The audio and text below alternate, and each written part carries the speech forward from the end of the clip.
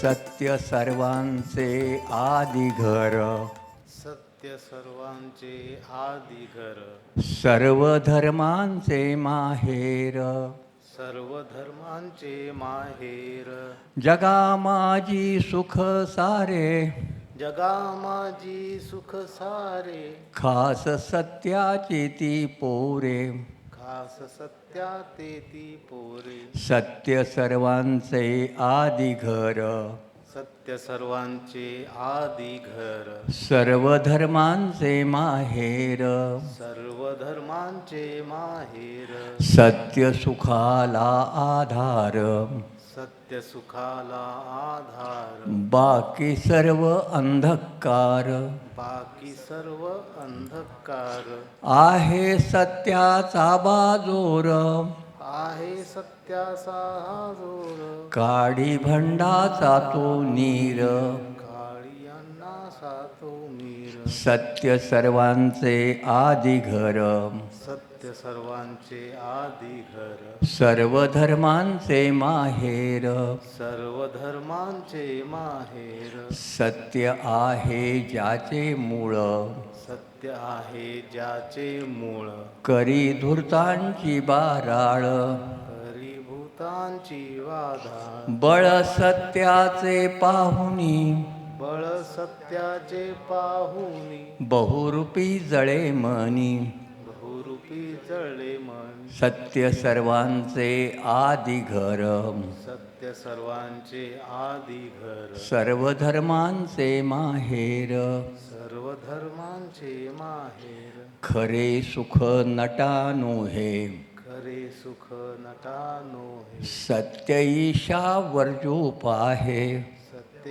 ईशावर तू पाहे, ज्योती प्रार्थी सर्व लोका, ज्योती प्रार्थी सर्व लोका, व्यर्थ दंभा पेटू नका, व्यर्थ दंभा पेटू नका, सत्य सर्वांचे आदी घर, सत्य सर्वांचे आदी घर, सर्व धर्मांचे माहेर. सर्व धर्मांचे माहेर. मी सत्यमेव जयते म्हणतो, आपण दोनदा म्हणायचे त्रिवार. सत्यमेव जयते, सत्यमेव जयते, सत्यमेव जयते, सत्यमेव जयते, सत्यमेव जयते, सत्यमेव जयते. आणि शेवटी गोविंद गारे यांच्या नावाने एक घोषणा येतो, आपण अमर रहे म्हणा. डॉक्टर गोविंद गारे अमर रहे, अमर रहे. डॉक्टर गोविंद गारे अमर रहे, अमर रहे, डॉक्टर गोविंद गारे अमर रहे, अमर रहे, अमर रहे.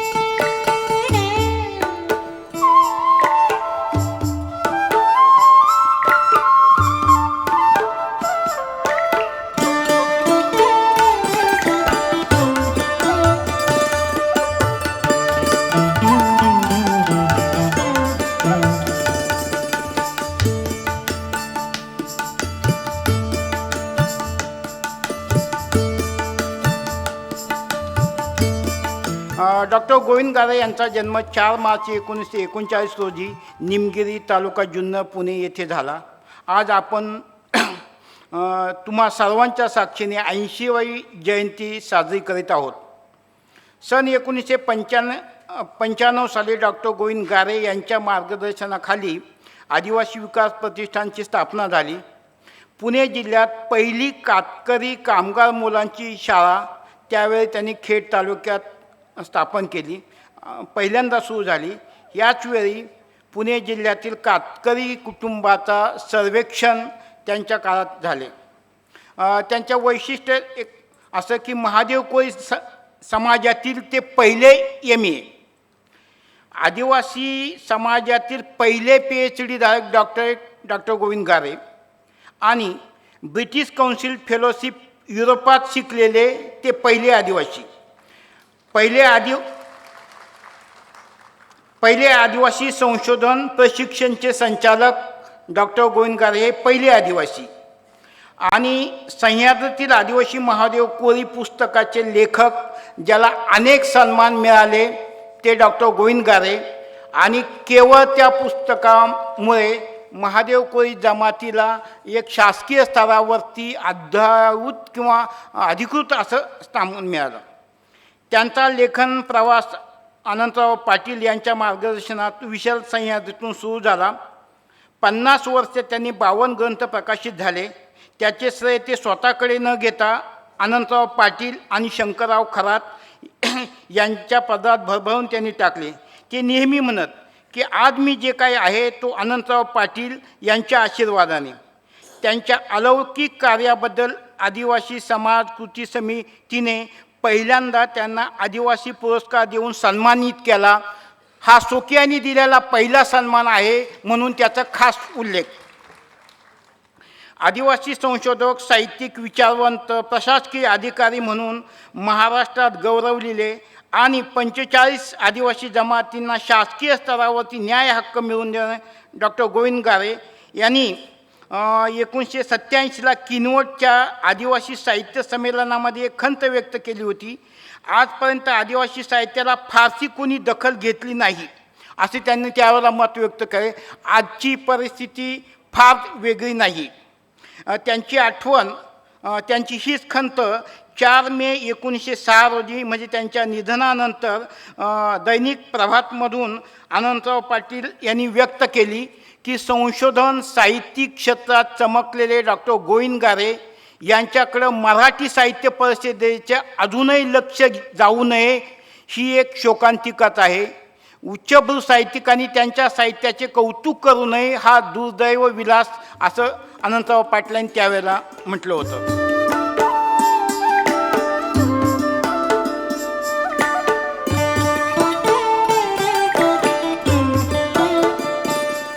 मला आठवतं मी 2रीत असताना बाबा इंग्लंडला गेले.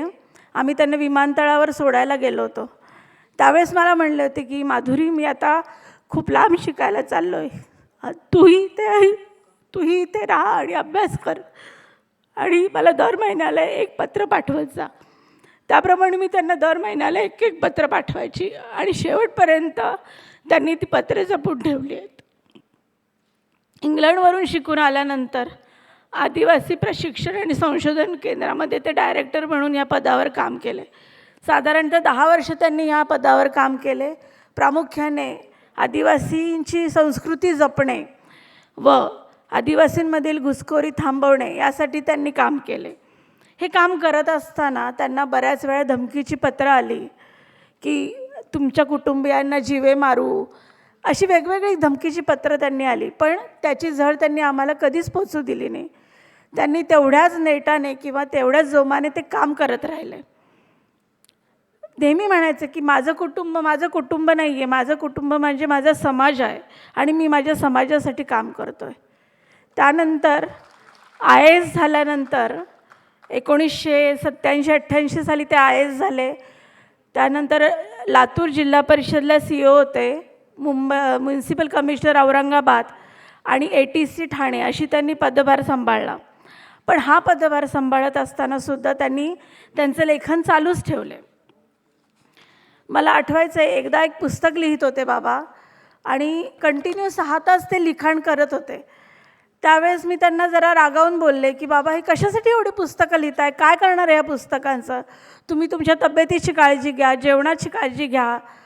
तेव्हा ते मला म्हणले, मोठ्या जोशाने मला म्हणले होते, अगं ही पुस्तकं मी माझ्या समाज बांधवांसाठी लिहितो आहे, कारण परमेश्वराने मला ही एक संधी दिली आहे त्यांचं ऋण फेडायची. ह्या पुस्तकाचा उपयोग माझे समाज बांधव जेव्हा त्यांचा समाज सुधारण्यासाठी करतील त्यावेळेस मी अगदी कृतार्थ होईल. असं बोलल्यावर मग मला पुढे काहीच बोलता आलं नाही त्यांना. जेव्हा हा आयुष्याचा प्रवास चालू होता, अनेक चढउतार आले त्यांच्या आयुष्यात. पण त्यावेळेस जसं आईनी लहानपणी त्यांना साथ दिली, त्याप्रमाणे माझ्या आईनी त्यांना अतिशय खंबीरपणे त्यांना साथ दिली. प्रत्येक चढउतारामध्ये त्यांनी आईचा सल्ला घेतला. रोज संध्याकाळी त्या दोघांची सामाजिक विषयावर, कौटुंबिक विषयावर चर्चा व्हायची. अशा प्रकारे आईची साथी त्यांना खूप मोलाची मिळाली.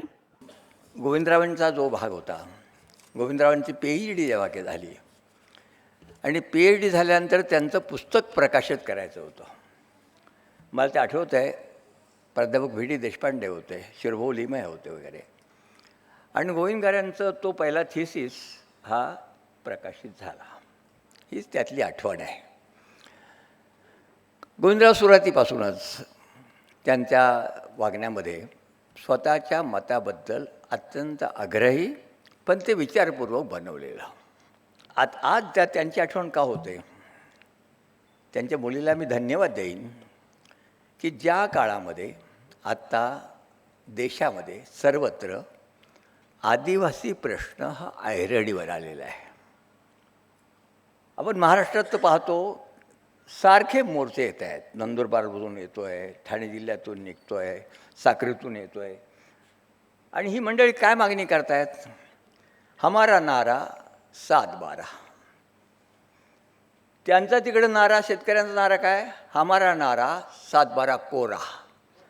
त्यांचे 7-12वर त्यांचं नाव आहे, त्यांना 7-12 कोरा करून हवं आहे. यांना 7-12वर नाव लावून घ्यायचं आहे. आजही ती पट्टेच आहेत. आणि गोविंदरावांच्या बरोबर ते म्हणणं चाललेलं होतं, गोविंदराव या दिशेने काय होतं. परंतु गोविंदरावांनी जो स्वीकारलेला दृष्टिकोन होता तो असा होता की आदिवासी भागामध्ये मुलांना शिकवणं, शिक्षण, जसं बाबासाहेब आंबेडकर म्हणत होते, शिका संघटित व्हा. ज्योतिराव फुले म्हणाले, विद्येविना मती गेली. मला वाटतं त्याच करायची ह्याच्यामुळे त्यांच्या मनामध्ये आलेलं आहे की आपण अधिकारात असतानासुद्धा पहिल्यांदा जी उगवती पिढी आहे, या पिढीचं आपण काहीतरी लागतो आहोत आणि त्यांच्यासाठी केलं पाहिजे तात्काळ.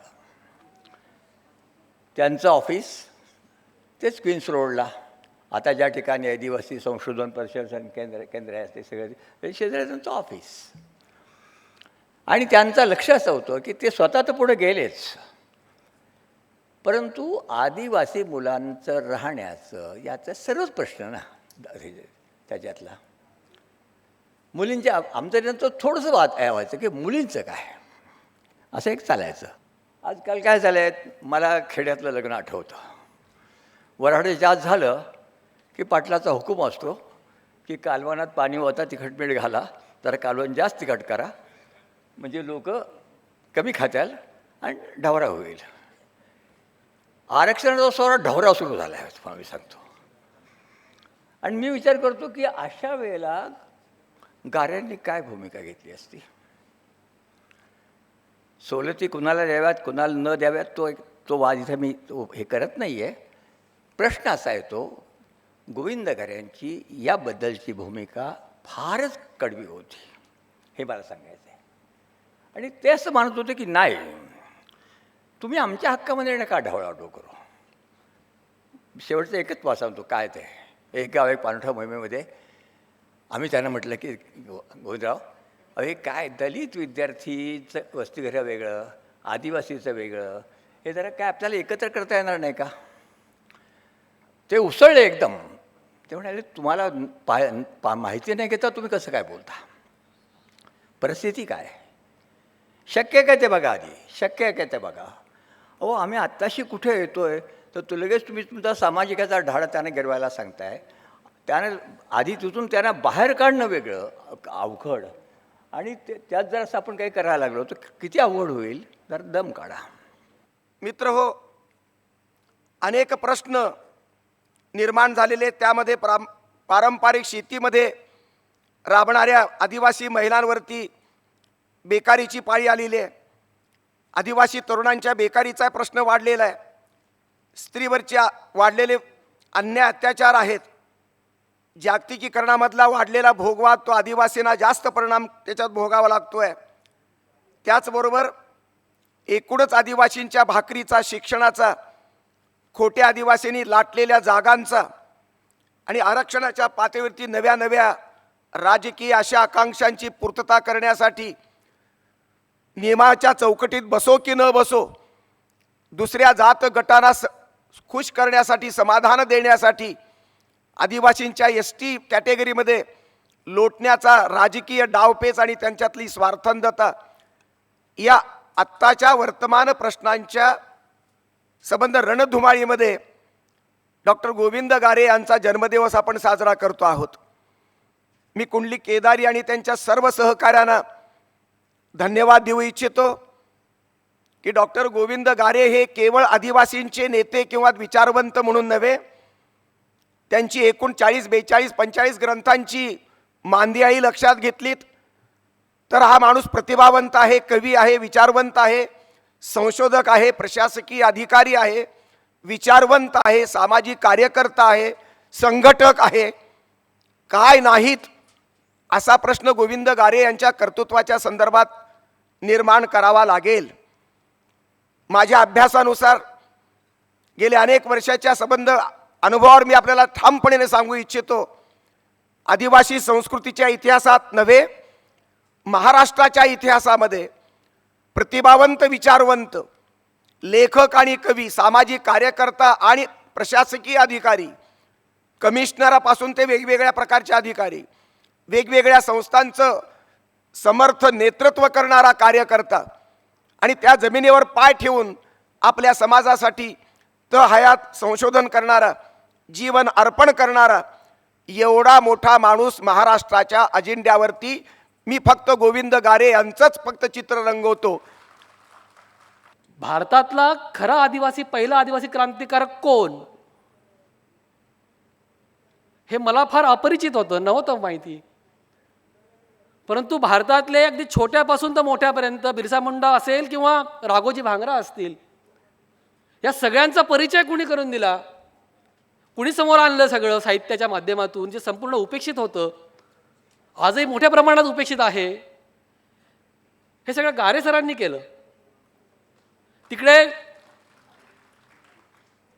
सगळं आदिवासी क्रांतिकारांचा, क्रांतिकारक, आदिवासी बंडखोर हे समोर गारे सरांनी आणले संपूर्ण मराठी विश्वामध्ये. महाराष्ट्रातल्या सगळ्या आदिवासी जमाती, 45 आदिवासी जमाती, हे सगळं साहित्यामध्ये संशोधनाच्या माध्यमातून गारे सरांनी समोर आणलं. कल्चर असेल, त्यांचं सगळे जीवन पद्धती असेल, कला पद्धत असेल, वारली चित्र, ते सगळं गारे सरांनी मांडलंय. महाराष्ट्राच्या साहित्य क्षेत्राचा जेव्हा आपण विचार करतो आणि करणार, तेव्हा त्याच्यातले जे माइलस्टोन्स आहेत, त्याच्यातले मैलाचे जे दगड आहेत, त्याच्यामध्ये पूर्वाश्रमीचं एक ब्राह्मणी साहित्य असेल, त्याच्यातही काही पुरोगामी प्रवाह असेल, त्यानंतर आंबेडकरी चळवळीचं आंबेडकरी साहित्य, ज्याला आपण विद्रोही साहित्याचा प्रवाह महाराष्ट्राच्या मराठी वाङ्मय क्षेत्रामध्ये आला, तो एक मोठा माइलस्टोन आहे महाराष्ट्राच्या साहित्याचा विचार करताना.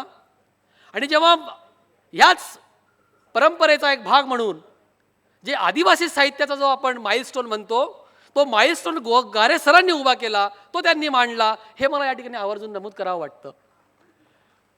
या सगळ्या महाराष्ट्रातल्या साहित्य प्रवाहामध्ये जो फार दीर्घकाळ उपेक्षित साहित्य प्रवाह राहिला, तो आदिवासी साहित्य प्रवाह राहिला. आणि त्याला जी एक भूमिका, त्याला एक जे स्थान मिळालं, ते गारे सरांमुळे मिळालं आणि त्याची इतिहासातली नोंद कायम राहील असं मला वाटतं. 76 साली डॉक्टर गारे या संस्थेत जॉईन झाले. त्यावेळेला त्यांनी संस्थेचा आणि त्यावेळेला सोशल वेलफेअर डिपार्टमेंट आणि ट्रायबल डिपार्टमेंट एक होतं.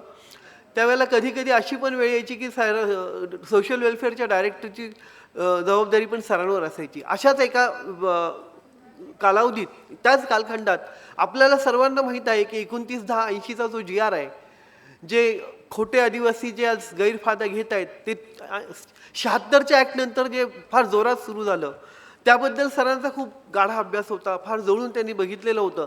आणि 29/10/80चा GR जो आहे, ते त्यातच आपल्याला फळ दिसतं. आणि गव्हर्नमेंटची जी कमिटी होती, त्यात गारेसाहेब प्रमुख पदावर होते. त्याच्यानंतर आपल्याला ठाऊक असेल की ट्रायबल इन्स्टिट्यूटमध्ये कास्ट व्हेरिएशन कमिट्यांची स्थापना, म्हणजे आज आपण जसे बघतो स्थापना, आज 8 कमिट्या आहेत, पण त्यावेळेला तशी कमिटी अशी नव्हती, वेगळी कमिटी नव्हती. Social welfare and tribal department अशी एकत्र कमिटी होती, पण ट्रायबलचं सर्व काम ट्रायबल इन्स्टिट्यूटमध्ये जे अधिकारी, मोजके 4-5 अधिकारी होते, त्यांच्या मदतीने सर हे काम करत होते. त्याच्यानंतर 85चा जो GR आहे, त्यातही सरांचा फार मोठा रोल होता. तर सरांनी हे फार महत्त्वाची कामं केली. अजून मला एक महत्त्वाची गोष्ट सांगायची की 1976 साली आदिवासी संशोधन संस्थेत जॉईन झाल्यानंतर त्यांनी ट्रायबल रिसर्च बुलेटिन नावाचे जे मासिक सुरू केलं, जे बाय ॲन्युअल सुरू केलं, ते एक जे बीज रोवलं, आज त्याचा एक मोठा वटवृक्ष झाला असं म्हणायला हरकत नाही, परंतु ते बीज त्यांनी रोवलं होतं. प्रशासन आणि एका बाजूला समाज कसं काम केलं पाहिजे हे अशा थोर लोकांकडनं शिकलं पाहिजे. ते आम्ही शिकलो. डॉक्टर गारेसाहेब, नंतर अमृतसिंग वासावे, इथं अधवसाहेब बसलेले आहेत आणि वाहरो दादा. मी थोडीशी एक आठवण करून देईल. आम्ही 80-81ला इथं जेव्हा पुण्यामध्ये शिकत होतो, HD हॉस्टेलमध्ये होतो, इथं बरीचशी मंडळी आहेत. BJ मेडिकल कॉलेजमध्ये 80-81ला आम्ही जेव्हा उत्सुकता असते की आपल्या गावाकडचं कोण लागलेलं आहे का मेरिट लिस्ट पाहायला गेलो, तर आम्ही 16 जणांची मेरिट लिस्ट पाहिली. तर त्याच्यामध्ये आदिवासी असल्याचं नाव कुठेच नाही, फक्त सुनीता वसावे साहेबांची मिसेस, हे बस. बाकी सगळे वरचे सगळे बोगस आणि 58% क्लोज झालेलं होतं. अमृतसिंग दादा तिथं, डॉक्टर वसावे साहेब तिथं होते. दादांना आम्ही भेटलो की दादा ही या यादीमध्ये ते बोगस आदिवासी म्हणजे नावं आदिवासींची नाहीच आहे. अरे बाबा, असं चालू आहे कधीपासून? तर हे आम्ही डॉक्टर गारेन आमच्यामध्ये चर्चा झालेली आहे, तुम्ही त्यांना भेटा, आमचं बोलणं झालेलं आहे. आम्ही 8-10 लोक, इथं पेडेकर साहेब आहेत आणि अशी मंडळी आम्ही गेलो तिथं TRAमध्ये आणि त्यांना सांगितलं असं. त्यांनी तात्काळ तुम्ही विद्यार्थी संघटना बांधा, रस्त्यावर उतरा. आम्ही तसंच केलं आणि मगाशी बोलून इथं या कार्यक्रमामध्ये येऊन गेले डॉक्टर बाबा आढाव. आज आपल्यामध्ये या पुण्यात नाही, परंतु समाजवादी नेते साथी SM जोशी, नागाव गोरे ही मंडळी आमच्या त्या आंदोलनामध्ये आली आणि त्या आंदोलनाला फार मोठं स्वरूप प्राप्त झालं. आणि टाइम्स ऑफ इंडिया आणि इंडियन एक्सप्रेसमध्ये बातमी आली की first time in Maharashtra tribal student stood. म्हणजे हे केवळ आणि केवळ गारे साहेबांच्या कल्पकते आणि त्यांच्या ज्या गोष्टी होत्या त्याच्यामुळे झालेलं आहे. नागपूर अधिवेशनामध्ये वसंतदादा पाटील मुख्यमंत्री असताना हलबा गोष्टीचा प्रश्न फार मोठा निर्माण झाला होता आणि तो इतका मोठा होता की हलबा गोष्टींची म्हणजे हलबा गोष्टींना जर हलबा म्हटलं तर नागपूरची पार्लमेंटरी सीट रिझर्वेशनला जाते. नागपूरचे मेयरमध्ये असे झाले होते. म्हणजे ते त्याच्याबद्दल जास्त बोलायचं कारण नाही. पण सगळ्या आदिवासी आमदारांनी आपल्या पक्षाचा संबंध न धरता वसंतदादांवरती हा दबाव टाकला की ह्याच्याकरता काहीतरी आपण करायला पाहिजे. तर तज्ज्ञ समिती नेमायची असं ठरलं. तेव्हा गोविंद गारे नागपूरहून आल्या माझ्या घरी आले आणि मला म्हणाले, सर ही कमिटी नेमायची आहे, ही कशी नेमायची, याचे अध्यक्ष कोण, याचे सदस्य कोण? तेव्हा त्यांना म्हटलं असं, विदर्भातले जर तुम्ही कोणी घेतले तर त्यांना मारतील तरी, नाही तर त्यांना विकत तरी घेतील, त्याच्यामुळे विदर्भातलं कोणी घेऊ नका. मुंबई विद्यापीठामध्ये डॉक्टर फरेरा हे सोशॉलॉजी डिपार्टमेंटचे प्रमुख होते, पण त्यांची डिग्री अँथ्रोपॉलॉजी होती आणि ती ऑस्ट्रियामधली होती, परदेशातली होती. आणि फरेरा हे ख्रिश्चनग्रस्त. म्हटलं त्याच्यामुळे महाराष्ट्रात त्यांना काही कुणी मानवशास्त्राचे म्हणून काय असं त्यांना ओळखत नाही. आणि ते प्राध्यापक आहेत, मुंबई विद्यापीठाचे प्राध्यापक आहेत, विभाग प्रमुख आहेत, त्यांना तुम्ही अध्यक्ष करा, बाकी आम्ही सगळे लोक आहोत. तर मी आहे, शरद कुलकर्णी आहे, आणखी आमचे जे सगळे लोक होते पश्चिम महाराष्ट्रातले ते सगळे सदस्य झाले. विदर्भामध्ये ह्याच्यावरती फार झोड उठवली गेली. विदर्भात कोणी विद्वान नाही का, फक्त पश्चिम महाराष्ट्रातले विद्वान का नेमले, अशा प्रकारचा प्रवास झाला. पण तो हलबा गोष्टीचा रिपोर्ट, ज्याला फरेरा कमिटी म्हणतात, तो इतका गाजला. सुप्रीम कोर्टामध्ये जेव्हा महाराष्ट्र शासनाने तो रिपोर्ट दिला तेव्हा सुप्रीम कोर्टाने आपले ज्या पद्धतीने सुप्रीम कोर्ट वागतं, महाराष्ट्र शासनाला विचारलं की हा तुम्ही रिपोर्ट अहवाल मान्य करता की करत नाही, याचं हो किंवा नाहीमध्ये उत्तर द्या. आपल्याला माहिती वसावे साहेब इथे आणि गारेसुद्धा IAS झाले, पण इंडियन ऑलमायटी सर्व्हिसचे लोक जे आहेत ते 10 पानं लिहितील, त्याच्यातून हो नाही काहीच निघायचं नाही. अशा प्रकारची त्यांची एक्सपर्टाईज असतात. त्याच्यामुळे जेव्हा सुप्रीम कोर्टाने म्हटलं हो किंवा नाहीमध्ये उत्तर द्या, दुसरं काही नाही, महाराष्ट्र शासनाने हो म्हटलं. त्या होवर आजही चालू आहे. कारण त्याच्यानंतर सुधाकर नाईक जेव्हा मुख्यमंत्री झाले तेव्हा त्यांनी ट्रायबल सेक्रेटरी अरुणा बागचीला म्हटलं की तो सुप्रीम कोर्टातला आपण केस परत घेऊया. तेव्हा त्या म्हणाल्या की आपण हो म्हटलेलं आहे, आता काही करता येत नाही. तर तो जो रिपोर्ट आहे म्हणजे गाऱ्यांच्या कार्यकाळामध्ये झाला तो अतिशय महत्त्वाचा आहे. आज आपण जे म्हटलं गोविंद गारे अमर रहे, गोविंद गाऱ्यांच्या कुटुंबातील लोकांनी आज आपल्याला सगळ्यांना एकत्र आणलं आणि आठवणीनं उजाळा देऊन आदिवासींचे प्रश्न अजून तसेच्या तसेच चालू आहेत ह्याच्याबद्दल जी आपल्याला दिलेली आहे. मला एवढेच सांगायचं आहे की आदिवासी फक्त मार्जिनलाइज असा नाही, आदिवासी समाज महाराष्ट्राच्या किंवा कुठल्या कॅबिनेटमधला आदिवासी मंत्रीसुद्धा हा मार्जिनलाइज असतो, हे मला व्यक्तिशः माहिती आहे. म्हणजे जेव्हा बिगर आदिवासींना आदिवासी व्हायचं असतं आणि निवडणुकीच्या राजकारणाकरता ते करण्याचा प्रयत्न करतात आणि आदिवासी मंत्र्याला जेव्हा त्याला विरोध करायला लागतो तेव्हा कॅबिनेटमधले त्याच्याच पार्टीचे जे लोक असतात ते त्यांच्यावरती गुरकावतात की तुम्ही सरकार चालवता की आम्ही चालवतो. ही वस्तुस्थिती आजही आहे. इतका सुस्वभावी, अत्यंत अभ्यासू आणि प्रत्येक गोष्ट काटेकोरपणे अभ्यास करणार. प्रत्येक गोष्ट आमच्या ज्या अधिकाऱ्यांचे रिव्ह्यू वगैरे घ्यायचा झाला तर अत्यंत काटेकोरपणे घेणार, कधी रागावणार नाही आणि संयम ठेवणार आणि तुमच्याकडे कुठले गुण उपलब्ध आहेत याचा अभ्यास करून तुम्हाला कामाचं हे सांगणार. आणि त्याच काळामध्ये मग जिल्हा परिषदेची इमारत बांधून झाली, त्या जिल्हा परिषदेच्या इमारतीचं भूमिपूजन झालं, उद्घाटन झालं, ही सगळी कामं त्यांनी केली. मला प्रशासकीय अधिकारी म्हणून त्यांच्या महत्त्वाच्या गोष्टी ज्या सांगायच्या ते प्रत्येक फाईल त्यांच्याकडे गेली ना त्यांचं अक्षर इतकं सुंदर होतं. सगळ्यांना आता काय ज्यांना माहीत आहे त्यांना माहीत असेल की फार सुंदर अक्षरात लिहायचे ते.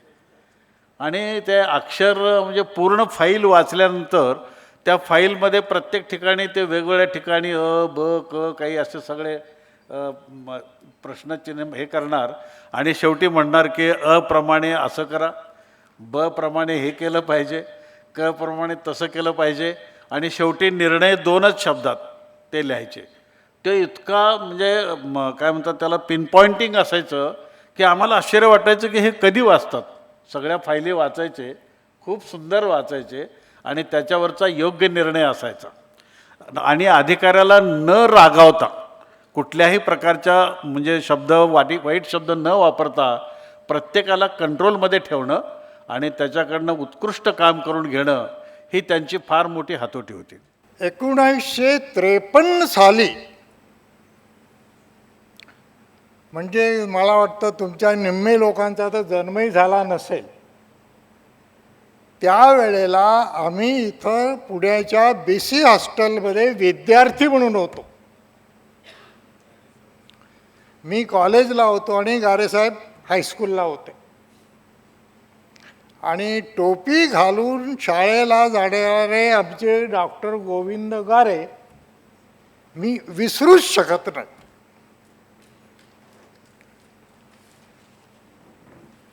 एवढंच नाही,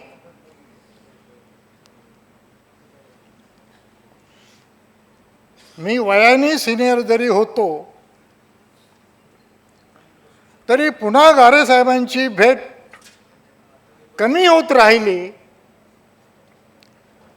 पण 1980 ते 1990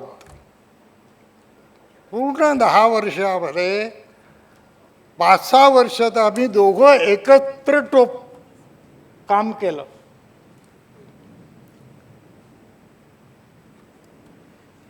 आणि मग जेव्हा मला प्रशासकीय अधिकारी म्हणून गारेसाहेबांचं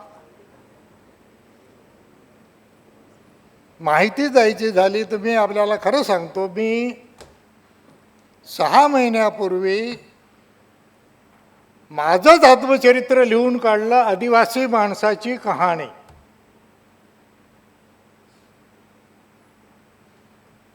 आणि गारेसाहेबांबद्दल मी त्या पुस्तकात लिहिलं आहे.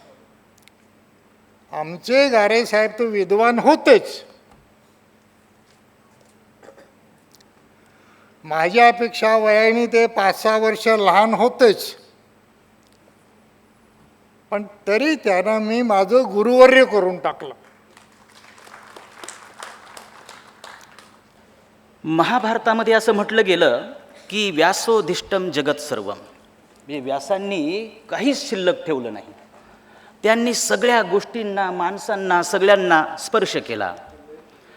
गारेसाहेबांच्या बाबतीमध्ये मी असं म्हणेल, देश पातळीवरती आदिवासींच्या संदर्भामध्ये, प्रश्नांच्या संदर्भामध्ये आणि संशोधनाच्या बाबतीमध्ये असं काहीच उणं राहिलं नाही की जिथे गारेसाहेबांची लेखणी, गारेसाहेबांचा विचार पोहोचला नाही. अशा प्रकारचे गारेसाहेब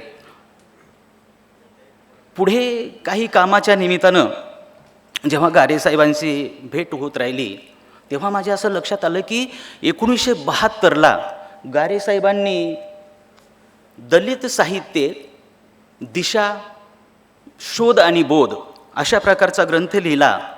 आणि त्याच्यानंतर दुसऱ्याच वर्षी आदिवासी, महाराष्ट्रातील आदिवासी महादेव कोळी, आणि आपल्याला माहीत असायला पाहिजे की ह्या ग्रंथाची चर्चगेटजवळ होळी करण्यात आली, तो पेटवण्यात आला. आणि हे माहीत आहे आपल्याला की अशा प्रकारचा ग्रंथ जाळला जातोय, म्हणजे त्या माणसाचा विचार तिथे खुंटतो असं नाही. तर गारेसाहेब अधिकच प्रकाशझोतामध्ये आले आणि मग ह्या माणसानं काय केलेलं आहे म्हणून सगळ्या मंडळींनी त्याच्याकडं लक्ष द्यायला सुरुवात केली, वाचायला सुरुवात केली. अशा प्रकारचे डॉक्टर गोविंद गारे. मी एका चळवळीचा कार्यकर्ता. शेतमजुराचा लढा असेल, मोर्चे असेल, धरणं असतील, तिथे आम्ही जोरकस आवाज उठवणारे. माझ्या कविता ह्या चळवळीवर अशा होत्या, न्याय मागणाऱ्या होत्या, लढायला सांगणाऱ्या होत्या. आणि म्हणून मला आमचे कार्यकर्ते म्हणाले की जा तू त्या शिबिराला. मग तिथं आलो आणि तिथं आल्यानंतर चर्चा झाली, खूप चर्चा झाली. भुजंग मेश्राम यांचीही ओळख झाली. त्याच्यानंतर मला भुजंग मेश्रामने आमंत्रित केले तिथं. या शिबिरामध्ये मी डॉक्टर गोविंद गारेला पहिल्याने पाहिलं. आणि डॉक्टर गोविंद गारे हे मी पहिल्याने पाहिल्यानंतर भुजंग मेश्राम यांनी मला मुंबईला राहत होता तिथं बोलवलं. तिथं आमच्या कवितांच्या देवाणघेवाण जणू काय एक कवी संमेलन भरलेलं आहे अशा तऱ्हेने. आणि मग मला एक बाकीचे सुद्धा अशा कविता करतात आणि ते एक चळवळसुद्धा आहे. आणि मग तिसरं साहित्य संमेलन किनवट येथे झाले. आणि त्या किनवट येथले साहित्य संमेलनामध्ये डॉक्टर गोविंद गारे हे अध्यक्ष होते. 87मध्ये हे होते. आणि मग जसे कुंडलिक केदारी यांनी जे साहित्याच्या संदर्भामध्ये जी खंत व्यक्त केली तीच खंत त्यांनी व्यक्त केली. आणि त्याच्यामधून आम्हाला एक साहित्य चळवळीचा एक असा तेजस्वी असा हुरूप आला. आणि आम्ही स्वतःने असं स्वीकारलं की साहित्य चळवळ ही केली पाहिजे. 60च्या दशकामध्ये गारेसाहेबांनी आदिवासी आणि बिगर आदिवासी अशा या दोन्ही समाजामध्ये एक प्रकारचं कुतूहल त्यांच्या कामातून, संशोधनातून, अभ्यासातून आणि प्रबोधनातून एक कुतूहल निर्माण केलेलं होतं. मध्यमवर्गीय शहरी नागरी समाजामध्ये त्याच वेळेला आदिवासी झोपडीत राहणाऱ्या त्या आदिवासी माणसामध्ये सुद्धा एक स्फुल्लिंग पेरण्याचं काम अप्रत्यक्षपणे गारेसाहेबांनी केलेलं होतं त्या काळामध्ये. 60च्या दशकामध्ये ही गोष्ट प्रखरपणे आपल्याला दिसते. ती मावळची मुसाफिरीपासून सुरुवात झालेली ही गोष्ट तर शेवटी 2005-06 पर्यंत अव्याहतपणे ती चाललेली होती. आणि या प्रक्रियेमध्ये अनेक आदिवासी, बिगर आदिवासी समाजातले मध्यमवर्गीय मुख्यतः पुणे मुंबईसारख्या शहरांमध्ये राहणारे जे तरुण होते, आमच्या पिढीतले, आमच्या वयातले, त्यांच्यामध्ये आदिवासी समाजाविषयी एक खरोखरच एक कुतूहल आणि प्रामाणिकपणे या समाजाकडे आपण त्यांच्या प्रश्नाकडे बघावं आणि काम करावं, अशा प्रकारची एक भावना आहे, एक विचार, एक इच्छा निर्माण झालेली होती आणि ते श्रेय गारे साहेबांच्याकडे जात असतं. हे मला आवर्जून इथे नमूद करायचं आहे, ही गोष्ट करावंसं वाटते.